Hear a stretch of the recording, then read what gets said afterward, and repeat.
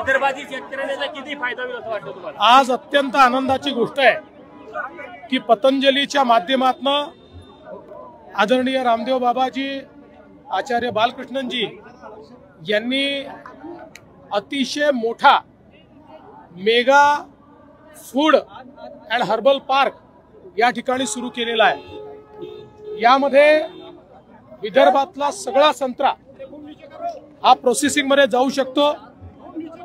800 टनाचं यांचं कॅपॅसिटी आहे, त्यामुळे उलट आपल्याला आता संत्र्याचं प्रोडक्शन वाढवावं लागेल। सगळ्यात महत्त्वाचं की जो आपला अतिशय छोटा बाजारात न विकला जाणारा संत्रा आहे तोही या ठिकाणी विकत घेतला जाणार आहे, त्यामुळे शेतकऱ्यांना मोठा फायदा होईल। आणि केवळ संत्राच नाही तर त्याच्यासोबत सायट्रस फॅमिलीचे जेवढे वेगवेगळे फळ आहेत या सगळ्यांचं प्रोसेसिंग या ठिकाणी होणार आहे। वेगवेगळ्या प्रकारचे अनेक प्रोसेसिंग युनिट्स या ठिकाणी आहेत। सोबतच आत्ताच त्यांनी सांगितलंय की शेतकऱ्यांकरता इथे कोल्ड स्टोरेजची व्यवस्था देखील त्यांनी केलेली आहे, त्यामुळे सगळा संत्रा इथे जमा करून त्याचं सॉर्टिंग ग्रेडिंग देखील इथे केलं जाईल। अगदी कोणाला एक्सपोर्ट करायचा असेल तो देखील या ठिकाणून करता येईल, अशा प्रकारची व्यवस्था रामदेव बाबाजींनी केली आहे। आणि याच सोबत आता इथे एक नर्सरी सुरू करून संत्र्याची क्वालिटी सुधारण्याकरता नवीन प्रकारचे सॅपलिंग्स तयार करायचे आणि त्यातनं चांगल्या प्रतीचा संत्रा तयार करायचा हाही कार्यक्रम हातामध्ये घेण्यात येणार आहे। मला आज या गोष्टीचा विशेष आनंद आहे की बाबाजींनी ज्यावेळेस ही जागा घेतली होती आणि फुकटात घेतली नव्हती, टेंडर काढून त्या ठिकाणी पैसे भरून त्यांनी घेतली होती, त्यावेळी अनेक विरोधकांनी टीका केली होती। आज त्यांनी येऊन बघितलं पाहिजे की रामदेव बाबांनी कशा प्रकारे विदर्भातल्या शेतकऱ्याच्या जीवनामध्ये परिवर्तन आणणारा प्रकल्प हा या ठिकाणी सुरू केलेला आहे। शेतकऱ्यांच्या आत्महत्या रोखण्यास कुठेतरी मदत होईल या प्रकल्पाची?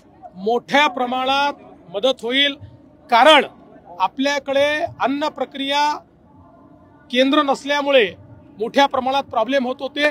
एक गोष्ट अजून मला सांगितली पाहिजे की हा हर्बल पार्क देखील आहे, त्यामुळे आम्ही मागे चर्चा केली, गडचिरोली आहे, मेळघाट आहे, या ठिकाणी खूप मोठ्या प्रमाणात आपले हर्बल सगळ्या गोष्टी उपलब्ध आहेत, त्याचंही सोर्सिंग या ठिकाणी करून आणि या हर्बल पार्क मध्ये त्यालाही किंमत मिळावी अशा प्रकारचा आमचा प्रयत्न असेल। धावपट्टीचं काम लवकर सुरू होतं? आता सगळ्या गोष्टी फायनली झालेल्या आहेत, फक्त आता हँडिंग ओव्हर करता सेंट्रलच्या कॅबिनेटला प्रस्ताव गेलाय, तो पुढच्या 15-20 दिवसात मान्य होईल आणि त्यानंतर काम वेगाने सुरू होईल।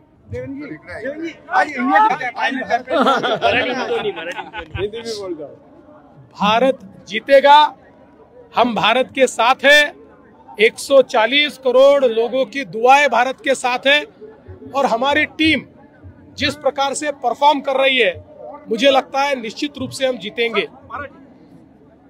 भारत नक्की ही मॅच जिंकेल।